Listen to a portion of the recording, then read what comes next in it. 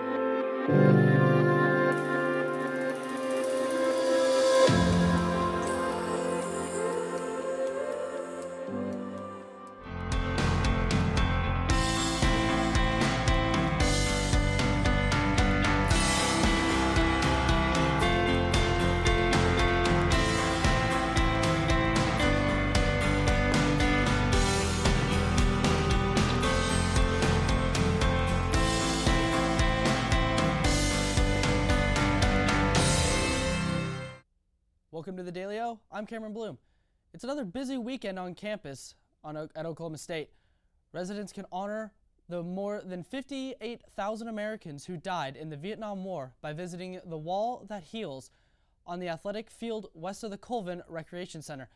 Volunteers and staff from the Veterans Memorial Fund will be on hand for tours. The wall is open for 24 hours a day viewing. It will close at 3 p.m. Sunday, April 21st. Need a break before upcoming finals? The Student Union Activities Board is hosting laser tag tonight at Boone Pickens Stadium. It will start at 8 p.m. and end at 10. Admission is free. Have an eye for fashion? The 8th annual Euphoria Fashion Show will take place tonight in the OSU Student Union Theater. Seating for the show will start at 7 p.m. and the show will start at 8. General admission is $25. Get your running shoes ready. The 13th annual Remember the 10 run will take place tomorrow, April 20th. Registration will remain open until 9 a.m. when the fun run will start, followed by the 5 and 10K runs at 9:15. Organizers ask that you please allow time for arrival, registration, and packet pickup. For more information, you can visit rememberthe10.com.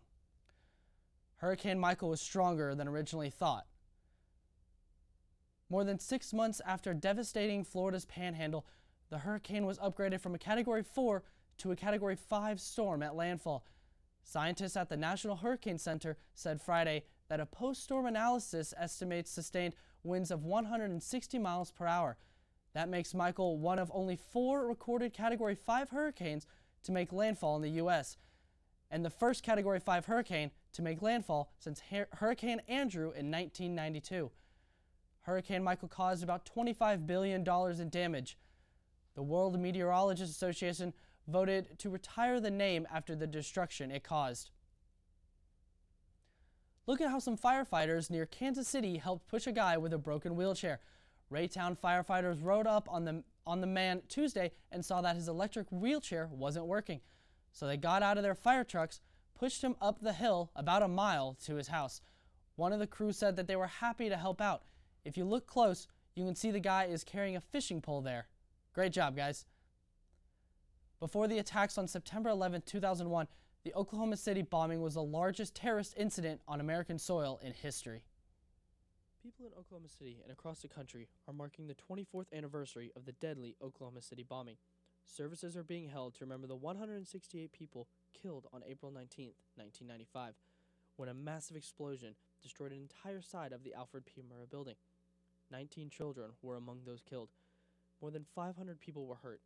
The explosion also damaged more than 300 buildings in the area. Timothy McVeigh was convicted in 1997 for the bombing. He was executed in June 2001.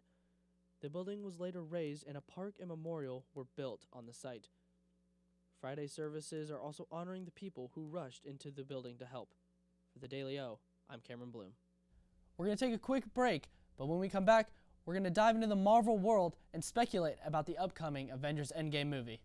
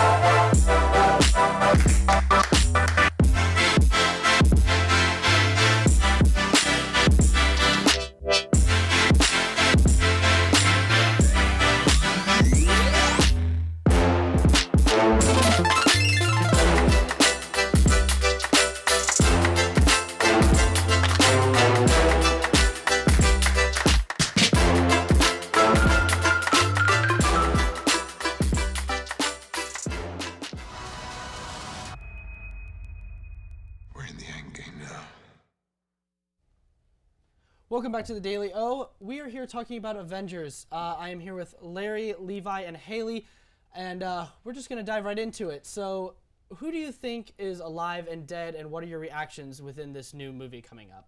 Okay, so first, I already know Black Panther is gone, and so as you can see, I'm a huge fan. Oh, we're gone off my shirt. But yeah, big fan, big fan. He just got his movie, and then already, like, him and his sister are gone.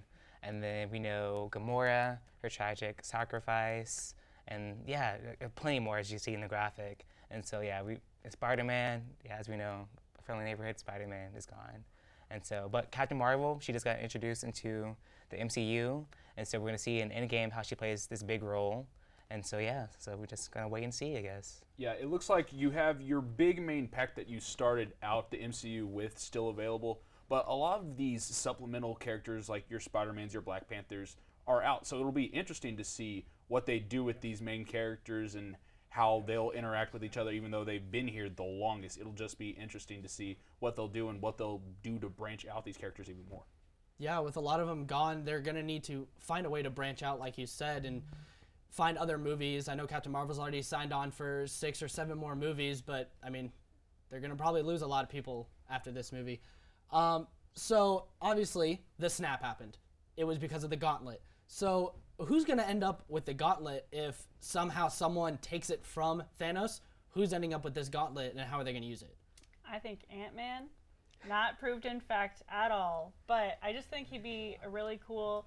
People think he's comic relief, but I think he's going to play a bigger part than we expect he will. Okay. Okay, and then all 15 in the comics, all 15 have like wielded the gauntlet, so it could be anybody. I was rooting for Doctor Strange at first because he is a keeper, and so I would, respect him. But earlier, the guys proved me wrong. So I'm thinking about Thor or Iron Man. Yeah, I would love to see Nebula actually wield the gauntlet because it seems like at some points she's just an afterthought character at some points.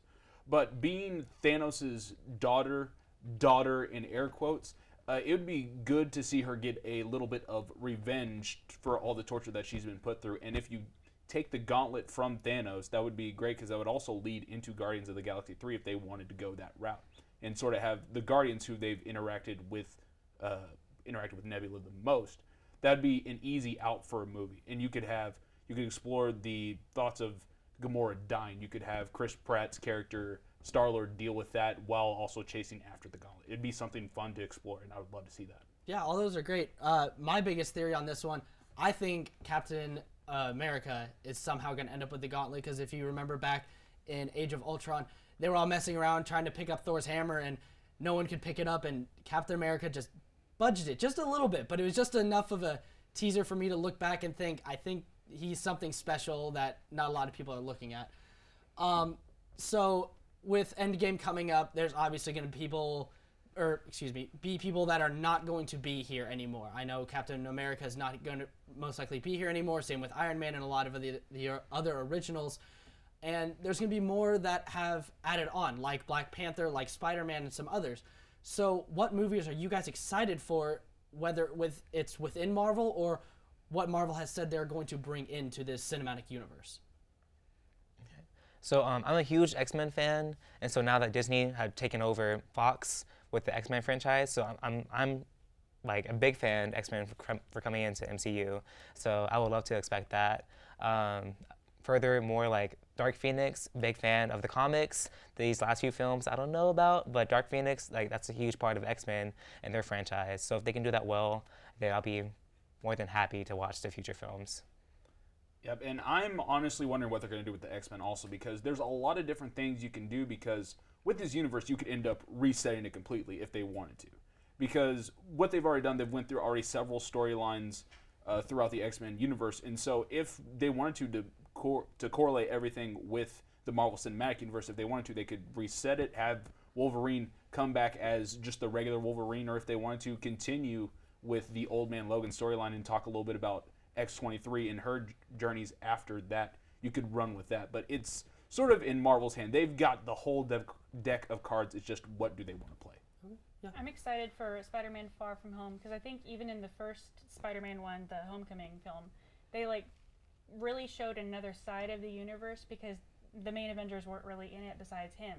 And I think it showed Tony Stark more of a mentor in a perspective, and I think that was like a really cool angle to see it. So I'm excited to see what they do in Homecoming. I really like that thought, and I know you're a big Captain Marvel fan, so I don't think they've released anything confirming that they're going to have another Captain Marvel movie, but would you like to see something come out of it? Yes. Yeah, that's Definitely. what I thought. I know a lot of people would. So, real quick, Ant-Man is in the quantum realm during the Avengers Infinity War.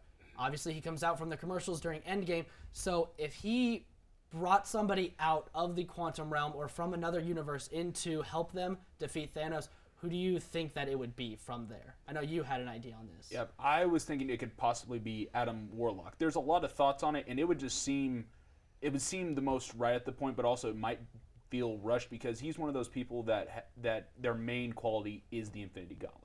It's something that revolves around their character. And so it'd be nice to see him be involved in some way, whether it is some sort of angle with the Gauntlet or with Thanos, because he's the one who could probably match him the best. So it'd be interesting to see what they do with that dynamic if he's the one brought back from the realm. I was thinking about Silver Surfer. I feel like I forgot about him, and so he's been out there for a while. And then I'm a big X-Men fan, so I'm hoping for the X-Men. And so for reasons why, I don't know. I'm just a big fan of both. And so, but I would like to see either one of them. I know Marvel said that they're going to bring in some X-Men and they're going to bring in Silver Surfer and some other characters that we know and love, but we're out of time here, so we are going to head out to a commercial break real quick, and when we come back, Johnny is going to have sports with us. Determining your future by selecting a major can be difficult. It's okay to be undecided. Connect with the College of Arts and Sciences, where your options are endless. Where you can uncover your passions and achieve your goals. Express your creativity by exploring a career in the visual and performing arts. Investigate new discoveries to make the world a better place with a career in science. Advance knowledge, communicate progress, and contribute to a healthier planet with a career rooted in the social sciences. Discover your career by looking at the world from different perspectives through the humanities. Realize a better tomorrow through problem solving and mining data that can change lives. CAS prepares you to succeed through internships, study abroad, student-guided research projects, and service activities. With 109 majors, 52 minors, and 24 departments, the only thing missing is you. College of Arts and Sciences. Connect. Achieve. Succeed. When you have a team of physicians and nurses that really truly care about their patients, that translates into patient care. It's a small practice, it's a small town. Everybody really takes that time to put the patient first. Everybody cares what's happening to me and that I'm making progress and I'm gaining my freedom back and my mobility back. This patient is saying thank you.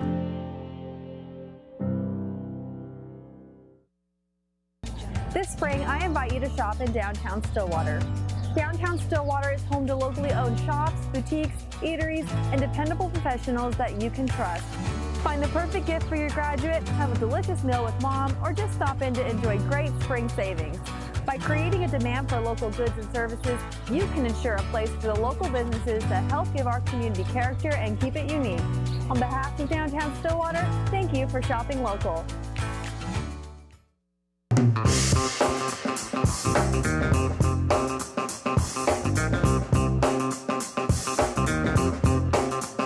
It's gotta be against the law to look this damn good. Watch out now.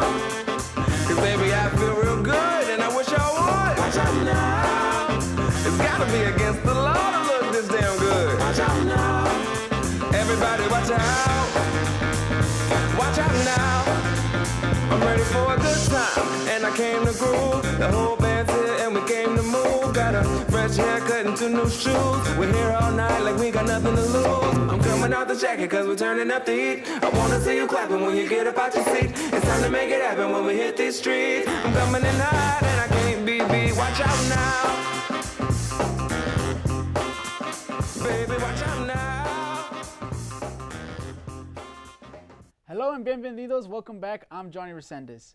The Women's Big 12 Tennis Tournament is underway beginning yesterday in Lawrence, Kansas. OSU came into the tournament as the number 2 seed. The Cowgirls faced Kansas State in the first round, beating them 4-0 yesterday.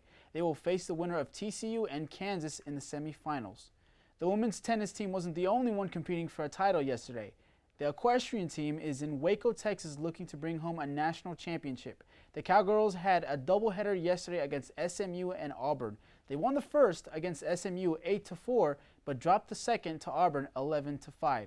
Equestrian will continue with a quarterfinal matchup against Texas A&M today. The last OSU team in action yesterday is none other than baseball. The Cowboys made it look easy against the Longhorns, beating them 15-0 at home. They will play the second of their 3-game series this afternoon. In other news, one of the most successful coaches in women's college basketball history is out of a job following investigation into her conduct. Sylvia Hatchell resigned Thursday night as the head of the University of North Carolina's women's hoop squad. She and her staff were put on paid leave earlier this month while the school and a Charlotte law firm reviewed the culture of the women's basketball program. The school says the review found that Hatchell made racially insensitive comments towards players and staff and that she pressured her players to compete despite injuries. The university also found what it called a breakdown of connectivity between Hatchell and her players. In a statement, Hatchell said it was time for her to step away, but did not address allegations against her. Hatchell spent 33 years as UNC's women's basketball coach, winning more than 1,000 games and taking home a national title in 1994. Sticking with the basketball, 3 NBA playoff games were played last night. First, the Sixers beat the Nets 131-115, taking the series lead 2-1. Ben Simmons led the way for the Sixers with 31 points and 9 rebounds. The number 7 seed in the West, San Antonio Spurs, has the series lead over the Denver Nuggets after beating them 118-108. Derek White is having a huge series for the Spurs, scoring 36 points last night. Last, the Golden State Warriors regained control of the series after falling in Game 2 to the series to the Clippers. They took Game 3 132-105 with Kevin Durant leading the charge with 38 points. The Thunder will play Game 3 of their series against the Trailblazers tonight in OKC. The guys over at 101 preview tonight's game. Let's take a look. The Oklahoma City Thunder versus Portland. Down 2-0. Here's the discrepancies in shooting. And from the floor, not bad. Game 1, Oklahoma City, 15% from 3. Yeah. Portland, 44%. Field goal-wise, 40% for the Thunder, 42% for the Trailblazers. In Game 2, 3-point, 40% for Portland, 18% for Oklahoma City. That is actually an improvement. Field goal percentage, 41-47. Don't shoot threes if you're the Oklahoma City Thunder. Just don't. Yeah, especially not close to 30. You know, there's obviously, if there's a wide open three, take it. But don't go ISO and dribble. If you're Paul George, Russell Westbrook, Dennis Schroeder, don't ISO one of these guys at the top of the key and expect yourself to be able to create a three off the dribble. Paul George can normally do that, but he is not healthy. He can't do that right now. Russell Westbrook can never do that. Dennis Schroeder probably couldn't usually do it, but sometimes he's one of those guys, kind of like Deion Waiters. He's a heat check guy. You know, if he's got it, he's got it. If not, it's going to be really bad. But Russell Westbrook has to go. He can't take 6 threes. I don't care if he's wide open on 6 or 12 threes. He should go. He should attack the basket every chance he gets. He should not even think about shooting anything outside of the painted area, because that's just not good. No, it hasn't worked. It hasn't been falling this season. I don't know why he thinks it's going to suddenly flip, like, now I'm going to start shooting better. That's just not going to happen. And as far as defense goes, they've got to cover guys like Damian Lillard, Seth Curry, CJ McCollum. Their shooters are killing the Thunder, Reed. Like you said, they were 13 for 32 from 3. They're getting burned by the little Curry. Yeah. And, you know, to be fair, he can shoot really, really well, but he's not Steph Curry. It's not like you have to worry about him breaking you down off the dribble like Steph Curry was doing to the Clippers last night. He is a catch-and-shoot guy. My favorite part about watching Seth, and you saw it in those highlights, is he looks like a guy going to the rec center, dressing up, and like trying an NBA player. Trying to be Steph Curry, and that's what he looks like. But I mean, you're right. He's a good shooter. He's obviously not up to Steph's level, but he's in the league for a reason. They're in real trouble because they're down 2-0. Yeah. Oklahoma City does have home court advantage. They do play better. Yes. At Chesapeake Arena. But I don't know that they can win this series. They have a big mountain to climb, and Enes Kanter is not the reason that they're down in this series. No. He played great in Game 1, was not great in Game 2, but Lillard's played great. McCollum was great in Game 2. Yeah. How fast does this series end? Because I'm past asking you how the Thunder win, because I don't think it's going to happen. I mean, how quickly does it end? Gentleman's sweep? 5? Get one in Oklahoma City. Yeah. Does it take place tonight? I hope so. If not, it might be 4. You know, if you come out and lay a dud at home in the first game, fans are going to give up. I don't think the players will, but the fans certainly will. And Jason Colicchio's breaking out the broom back there. I like it. He's getting ready for Monday. Oh, I thought he was referring to the Royals-Yankees series. Oh. That's going to happen. But anyways, yeah, I think this series is all but over. Yeah. It's all but over, and that's an embarrassing end. We talked about it on Wednesday. I think this is the end of the road for Billy Donovan. You hope so. You would. I mean, the problem is, who do you go? I hate saying a guy shouldn't have a job, but who do you go and hire though? That's the big question. But yeah, we'll wait till obviously that yeah. happens before we talk about that too much. Thanks, guys. Now let's get into some NHL playoff action last night. The Carolina Hurricanes tied up the series with defending champion Washington Capitals after beating them 2-1 with goals from Warren Foegele and Teuvo Teravainen. Try saying that 3 times. Also in action, the St. Louis Blues got the win on the road in Winnipeg, coming back after being down 2-0 winning 3-2. Jaden Swartz got the winning goal for the Blues with just 15 seconds left to play in regulation. Last game of the night, San Jose beat Las Vegas 5-2 with a pair of goals from Thomas Hertl. Tonight, the Maple Leafs take on the Bruins and the Avalanche take on the Flames. That's all for sports today. Before we take a quick break, here is a look at OSU sports schedule for this weekend.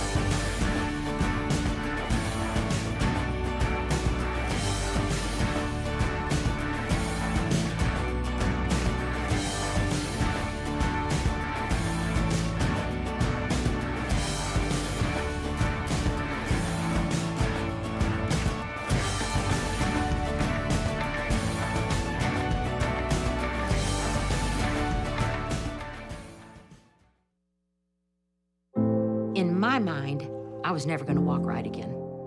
Before we were through, we had walked 23 steps. And that was my first steps of freedom. This patient is saying thank you.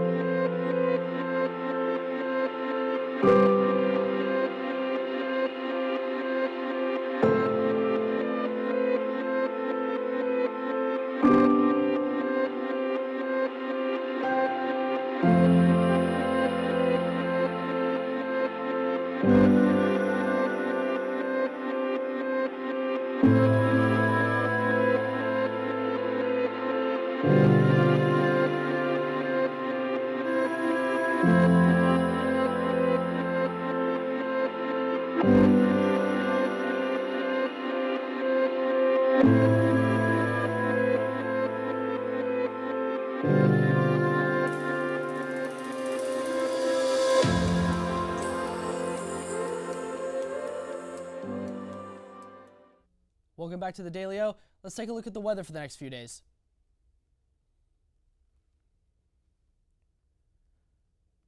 Oh, we got beautiful weather this weekend. It's going to be at a high of an 85 and a low of 61 on Sunday. Looks like it's going to be cloudy on Monday and a little bit of rain on Tuesday with a high of 70 and a low of 54.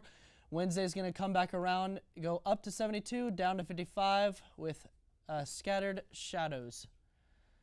There are plenty of events happening this weekend. If you don't have any plans, the Wall That Heals is open 24 hours for viewing from now until Sunday afternoon. The Student Union Activities Board is hosting laser tag at Boone Pickens Stadium tonight. The Remember the 10 run is taking place tomorrow starting at 9 a.m. Thanks for joining us. We'll be back on Monday with more of the Daily O. I'm Cameron Blum. Have a great weekend, guys.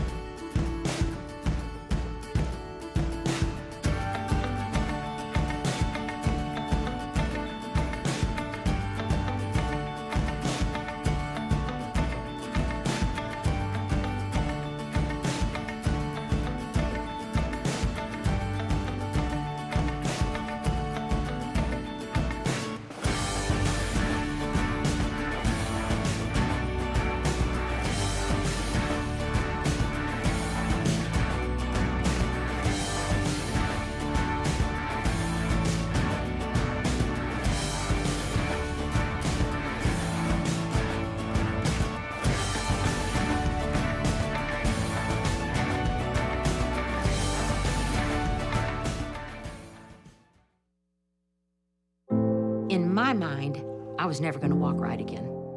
Before we were through, we had walked 23 steps.